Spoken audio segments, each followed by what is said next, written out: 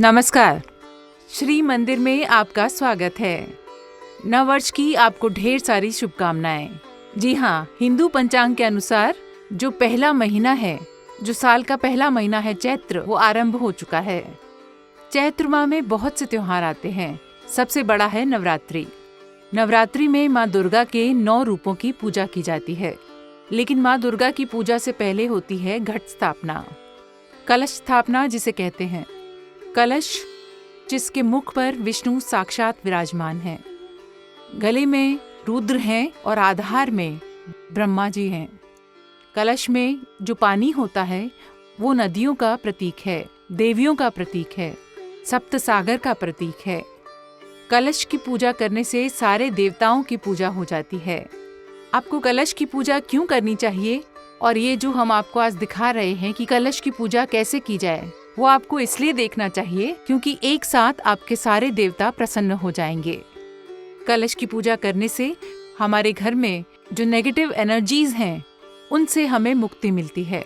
आइए अब हम आपको बताते हैं कि किस तरह आप अपने घर में आसानी से खुद कलश स्थापना की पूजा कर सकते हैं। पूजा विधि को आरंभ करते हैं और आपके घर में सुख और समृद्धि की कामना करते हैं। चलिए मैं आपको लेकर चलती हूँ हमारे घर के मंदिर में। यहाँ मैंने कलश स्थापना की पूजा के लिए पूरी व्यवस्था की हुई है। आप देख सकते हैं कि मैंने किस तरह मंदिर को सजाया है और समस्त पूजा सामग्री को किस प्रकार व्यवस्थित किया है। कलश स्थापना की पूजा के लिए जिन सामग्रियों की आवश्यकता पड़ती है वो अक्सर हमें घर पर ही मिल जाती हैं। सबसे पहले हम लेंगे एक कलश। ये कलश चांदी का भी हो सकता है, तांबे का भी हो सकता है, मिट्टी का भी हो सकता है। हमने लिया है तांबे का कलश। साथ में है अशोक के पत्ते, थोड़े से चावल जिन्हें हम अक्षत भी कहते हैं। ये साबुत चावल होने चाहिए, टूटे चावल हम पूजा की सामग्री में नहीं ले सकते। कुमकुम, चंदन, सुपारी, हल्दी और कुछ सिक्के भेंट के लिए। एक नारियल जिसे हमने मोली से सजाया है। साथ में है दुर्वा जो सौभाग्य का प्रतीक है, तुलसी के पत्ते, पुष्प, पान के पत्ते, माला और प्रसाद के लिए कुछ मिठाई। आइए आरंभ करते हैं कलश स्थापना। कलश को सजाने के लिए हम उसे एक निर्धारित स्थान पर रखेंगे। फिर उसमें हम या तो गंगा जल और या फिर साफ और स्वच्छ जल भरेंगे। अगर गंगा जल नहीं है, थोड़ा है, तो गंगा जल की चंद बूंदें उस पानी में मिला दें।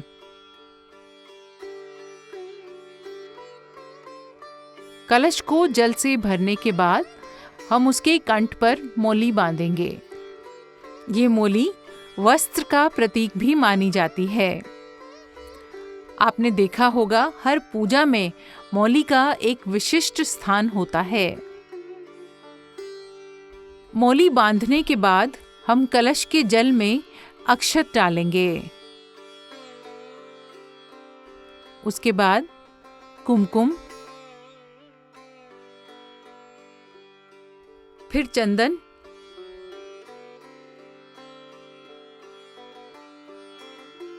उसके पश्चात सुपारी, फिर हल्दी और 2 सिक्के भेंट के लिए कलश के जल में समर्पित कर देंगे। उसके बाद हम लेंगे थोड़ी सी दूर्वा, कलश के जल में डालेंगे। उसके बाद लेंगे तुलसी के पत्ते। तुलसी सदा से पूजनीय रही है, हर पूजा में इसका अपना महत्व होता है। उसके बाद लेंगे एक फूल। उसके बाद जिस तरह हम खुद अच्छे कपड़ों से सजते संवरते हैं, उसी तरह कलश को या तो अशोक या आम के पत्तों से सजाएंगे। उसके बाद हम मोली से सजा हुआ नारियल उसके ऊपर स्थापित कर देंगे। अब कलश के ऊपर हम स्वास्तिक का चिन्ह बनाएंगे, जो शुभ और लाभ का प्रतीक चिन्ह माना जाता है।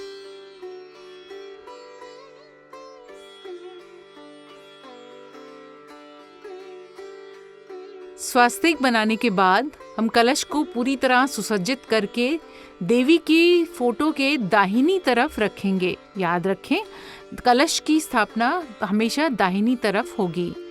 थोड़ा सा अक्षत अर्पित करेंगे। अभी आपने देखा कि हमने किस तरह कलश की स्थापना की। अब हम करेंगे कलश की पूजा। सबसे पहले हम कलश पर जल समर्पित करेंगे।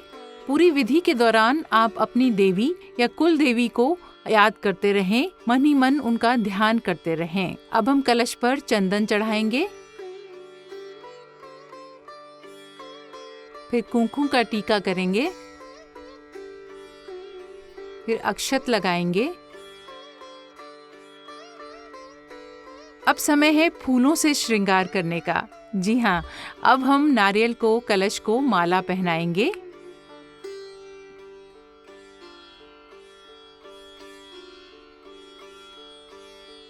पुष्प अर्पित करेंगे।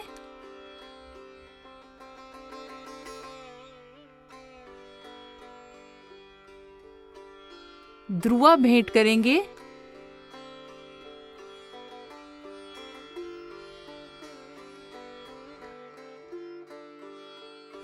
और साथ में अर्पित करेंगे तुलसी दल। तुलसी का पेड़ हर घर में अवश्य होना चाहिए। कोशिश करें कि आप रखें। बहुत चाव से माँ दुर्गा का स्मरण करें। अब हम कलश को धूप दिखाएंगे। पहले हमने कलश की स्थापना की, अब हम कलश की पूजा कर रहे हैं।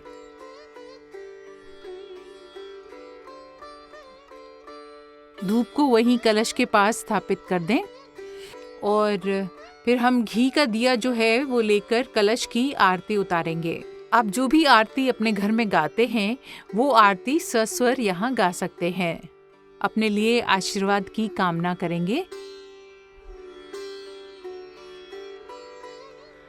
घर में सुख शांति की कामना करेंगे। अब समय है प्रसाद का। जी हाँ, ये प्रसाद आप घर पे भी बना सकते हैं, बाहर से भी ला सकते हैं।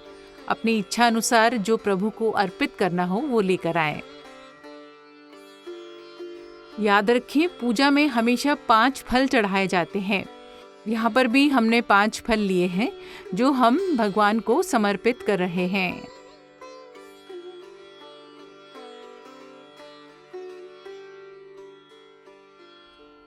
उसके बाद कलश पर जल अर्पित करें और प्रणाम करके आशीर्वाद लें। भगवान के प्रति सच्चा विश्वास ही परम पूजा कहलाता है। देखिए, इस तरह होती है कलश स्थापना और कलश की पूजा। आप चाहें तो इसे अपने घर में स्वयं ही कर सकते हैं। इस तरह आपने अभी देखा कि किस तरह कलश की स्थापना की जाती है, किस तरह कलश की पूजा की जाती है। अगर आप पूरी श्रद्धा से, विश्वास से, सेवा भाव से पूजा करते हैं तो आपकी मनोकामनाएं अवश्य पूर्ण होंगी। देवी माँ की पूजा 9 दिन तक की जाती है। 9 दिन तक आप कलश की भी पूजा करें। उम्मीद करते हैं कि आपके घर में धन धान्य का लाभ हो, आपको सफलता अवश्य मिलेगी। नमस्कार।